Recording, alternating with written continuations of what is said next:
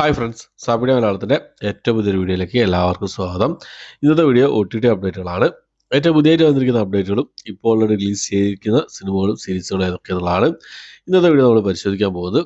ഏതൊക്കെ സിനിമകളും സീരീസുകളും നോക്കാം നമുക്ക്. ഒന്നാമത്തെ സിനിമ എന്നുള്ളത് ബാലൻ ദ ബോയ് എന്ന് പറഞ്ഞ മലയാളം ക്രൈം ത്രില്ലർ ഭാഗത്തിൽപ്പെട്ട ഡ്രാമ ത്രില്ലർ ഭാഗത്തിൽപ്പെട്ട സിനിമയാണ്. C5 ഇതിനു മുമ്പേ തന്നെ ഈ സിനിമ റിലീസ് ചെയ്തിരുന്നു.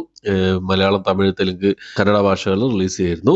ഇപ്പോൾ ഹിന്ദി ഡബ്ഡ് വേർഷൻ കൂടി അവൈലബിൾ ആയിട്ടുണ്ട് C5. ഓക്കെ, അടുത്തൊരു ഡോണ്ട് സേ ഗുഡ് ലക്ക് എന്ന് പറഞ്ഞൊരു ഡ്രാമ വിഭാഗത്തിൽപ്പെടുന്ന ഒരു ഇംഗ്ലീഷ് മൂവിയാണ്. ഇംഗ്ലീഷ്, ഹിന്ദി, തമിഴ്, തെലുങ്ക് ഭാഷകളായിട്ട് നെറ്റ്ഫ്ലിക്സിലാണ് ഈ ഒരു സിനിമ അവൈലബിൾ ആയിട്ടുള്ളത്. Don't say good luck. അടുത്തത് ഒരു ഇംഗ്ലീഷ് മൂവിയാണ്, ഒരു ആക്ഷൻ ത്രില്ലർ ഭാഗത്തിൽപ്പെടുന്ന ഇംഗ്ലീഷ് മൂവിയാണ്. The death of Robin hood എന്നാണ് സിനിമയുടെ പേര് വരുന്നത്. ഇംഗ്ലീഷ്, ഹിന്ദി, തമിഴ്, തെലുങ്ക് ഭാഷകളായിട്ട് Amazon പ്രൈമിലാണ് ഈ സിനിമ അവൈലബിൾ ആയിട്ടുള്ളത്. അടുത്തത് നമ്മുടെ സൂര്യ പ്രധാന വേഷം കൈകാര്യം ചെയ്ത കങ്കുവ എന്ന് പറഞ്ഞ സിനിമയുടെ തമിഴ് സിനിമയുടെ ഹിന്ദി വേർഷൻ ഇപ്പോൾ Amazon പ്രൈമിൽ റിലീസ് ചെയ്തിട്ടുണ്ട്. അതുകൂടാതെ പിന്നെ മാ ഇന്ത്യ ബംഗാർ എന്ന് പറഞ്ഞ സിനിമ സമന്ത പ്രധാന വേഷം കൈകാര്യം ചെയ്ത തമിഴ് തെലുങ്ക് മൂവിയായിരുന്നു.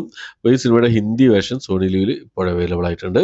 ഓക്കെ, അടുത്തത് നമ്മുടെ പൃഥ്വിരാജ്, പാർവതി ഇരുപത്തി എന്നിവരൊക്കെ പ്രധാന വേഷം കൈകാര്യം ചെയ്ത ഡ്രാമ ആക്ഷൻ ത്രില്ലർ ഭാഗത്തിൽപ്പെട്ട സിനിമയായിരുന്നു, മലയാള സിനിമയായിരുന്നു ഐ നോബഡി എന്ന് പറഞ്ഞ സിനിമ.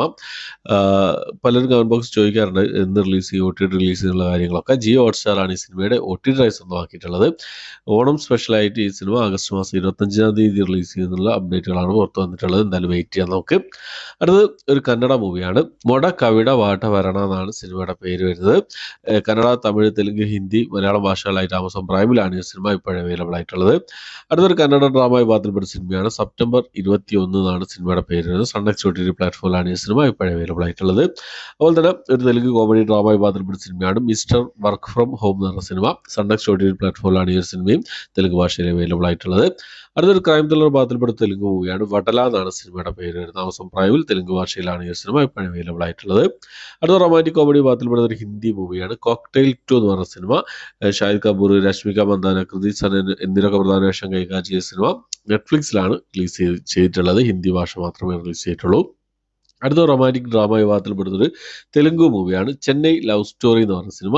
സോണി ലിവ് വഴി ഈ ഒരു സിനിമ തെലുങ്ക്, തമിഴ്, മലയാളം, കന്നഡ, ഹിന്ദി ഭാഷകളായിട്ട് ആഗസ്റ്റ് മാസം 21-ാം തീയതി റിലീസ് ചെയ്യാൻ തയ്യാറെടുക്കുകയാണ്.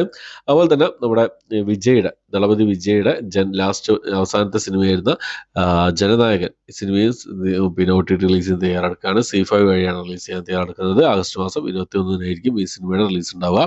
ഓക്കെ, അപ്പോൾ ഇത്രയും സിനിമകളുടെയും സീരീസുകളുടെ അപ്ഡേറ്റുകളാണ് ഇന്നത്തെ വീഡിയോ നമ്മൾ പരിശോധിച്ചിട്ടുള്ളത്.